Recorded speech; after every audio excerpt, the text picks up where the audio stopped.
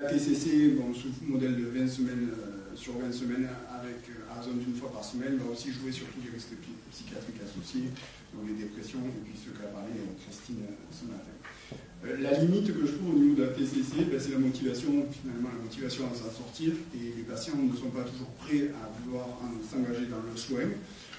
Une autre limite, je trouve, c'est la partie de tout ce qui est devoir, puisqu'on a beaucoup de tâches comportementales et on va évaluer au fur et à mesure, on va donner des exercices aux patients, en fait, on va le faire réexpérimenter les choses et les devoirs de maison, ben, c'est toujours un peu compliqué pour les patients.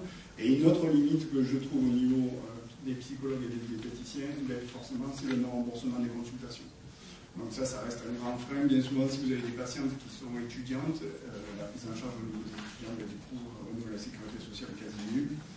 Donc reste très problématique pour assurer complètement la TCC.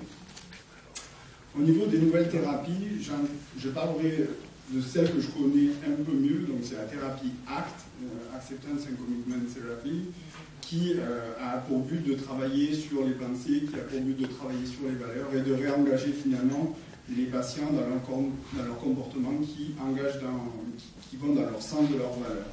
Il y a d'autres thérapies qui peuvent être utilisées, surtout pour pouvoir gérer la gestion du stress, comme le mindfulness, le programme MBCA par exemple, la sophrologie, la relaxation, d'autres thérapies pour pouvoir traiter tout ce qui est problématique de blocage émotionnel comme le MDR, l'accès, Brigitte, tu pourras en toucher un mot.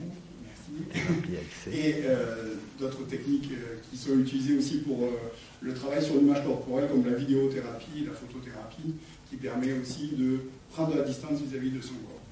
Au niveau de la thérapie ACT, qui s'inscrit dans la troisième vague en fait des TCC, qui est vraiment basée sur les émotions, on va utiliser ce travail-là, c'est un hexaflex, qui va permettre en fait que l'individu prenne de la distance avec lui-même, aussi bien au niveau des émotions qu'au niveau de ses pensées, où on a plusieurs phases. On a le mindfulness qui est utilisé ici en fait pour la gestion du stress.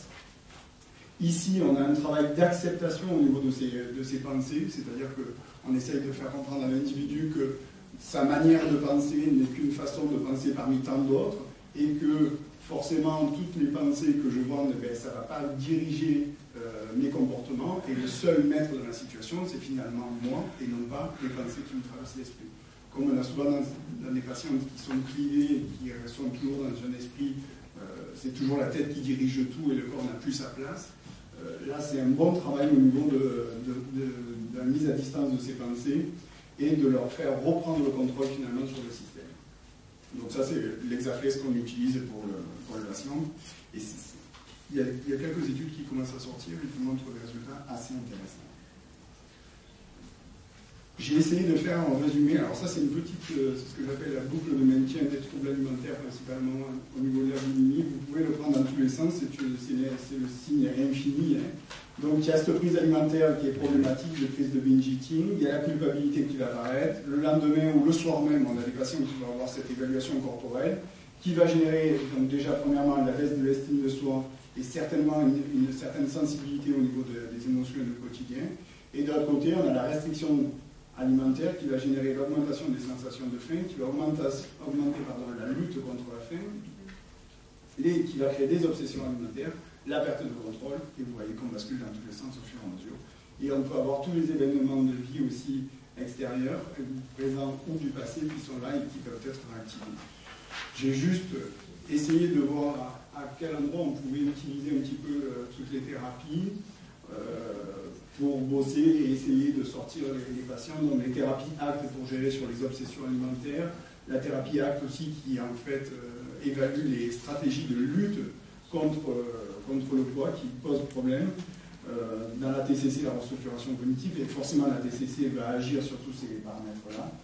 Donc on va un peu utiliser toute thérapie pour travailler sur ces problèmes-là. En fait, le panorama des soins, pour moi, si on comprend vraiment le mécanisme, du coup, on peut agir directement sur les problèmes nécessaires et les problèmes clés au niveau de ces patients. Quelque chose que je connais beaucoup mieux, les aspects diététiques, je reviens sur ce schéma-là, et à quel moment la diététique peut avoir une intervention au niveau du soin, au niveau des filles qui ont des problèmes de filiation, comme on dit depuis. Alors, là aussi encore une modélisation d'un système de ce que je vois assez régulièrement en consultation. Bien souvent, les crises de boulimie apparaissent sur les coups de 17 heures, qui sont vraiment pour moi totalement différentes de celles qui apparaissent déjà dès le matin, qui sont vraiment beaucoup plus liées à des émotions, où on a vraiment des gens qui sont en fin de journée et ils se posent un peu la question, est-ce que j'ai faim, j'ai pas faim? Et ce que j'observe aussi en ce moment, c'est que quand il y a des petites sensations de faim, les gens raccrochent beaucoup.